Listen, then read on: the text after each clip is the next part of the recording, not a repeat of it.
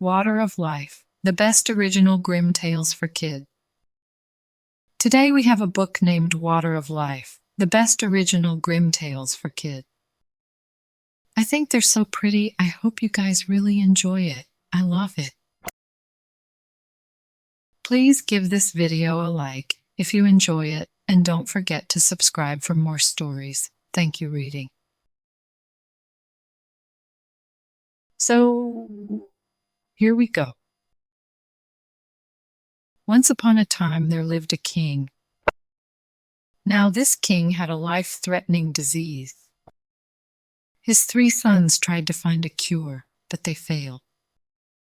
Then one day, when their father's health looked grim, the tree began crying in their garden.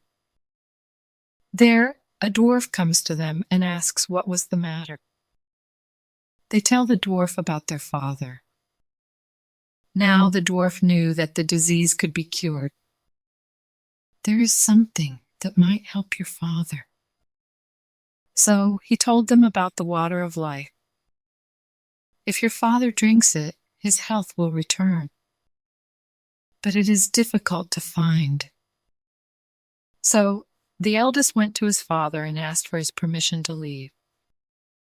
The king was of the opinion that the risk of losing his son was too high. But in the end, he let the eldest son go. When the eldest son was leaving his palace, he met the dwarf again. When the dwarf asked where the prince was going, the prince rudely told him to mind his business and left. I will be the most beloved son if I find this water, the prince thought. He had plans to gain all the lands his father possessed. But the dwarf was not pleased by the prince's behavior, so he wished an evil wish. So the eldest son came to a mountain path. The more he rode through it, the narrower it grew. At one point, the prince could neither dismount his horse, nor could he turn it around. So when the eldest did not return, the second eldest went. He too had plans to become his father's beloved son in order to inherit his father's kingdom. After much persuasion, the king let him go in search of the water of life. The second eldest was approached by the dwarf too.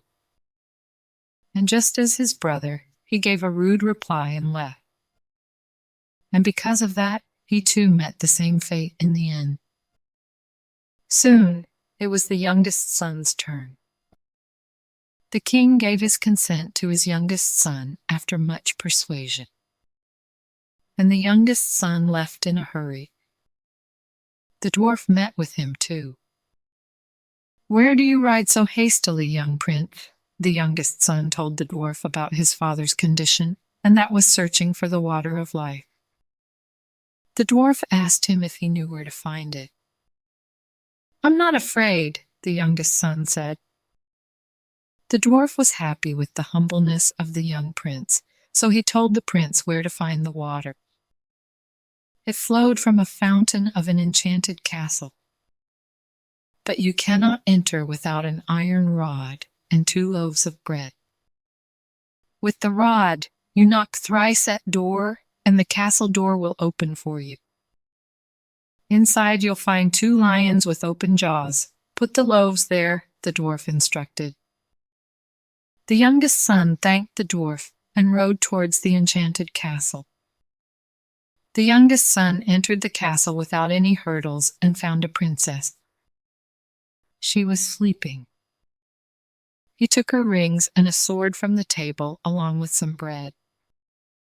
Further in, he found another princess. She kissed him and told him that he had freed her. She even promised to marry him within a year and also told him where to find the spring. So, the prince went on, but before he could find the spring, he found a comfortable bed. He fell asleep there. The next morning, when he woke up, he hurried to the fountain and rushed outside. Outside, he found the dwarf. The dwarf told the prince to go back home, but the prince wanted to find his brothers as well. The dwarf told him that his brothers had evil hearts, but the young prince insisted on finding them. Soon, the dwarf released his brothers and warned him to be careful of them. Soon, the three brothers came to a land which was consumed by famine and war. The youngest brother helped the king in defeating the enemies with his sword and fed the king some bread that he had taken from the castle. After that, the three brothers boarded a ship to cross the sea that separated them from home. When they reached back, the father drank from the cup the youngest brother had brought. But that only made his condition worse. But when the other brothers gave the king some water, he became better.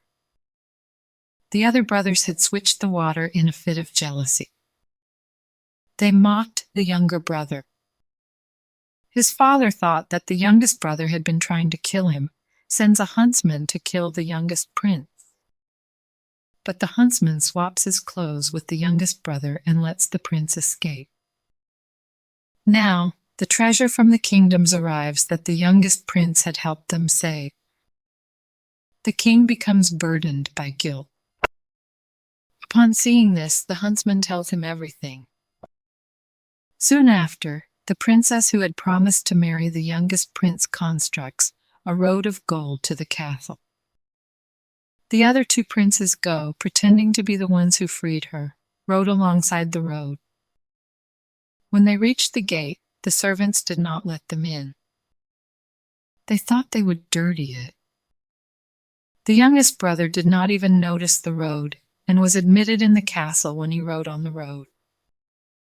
He told his story and how his brothers had cheated him. And then he and the princess got married and lived happily ever after. The end. Good job, friends. Thank you so much for reading with me. Bye, I'll see you next time.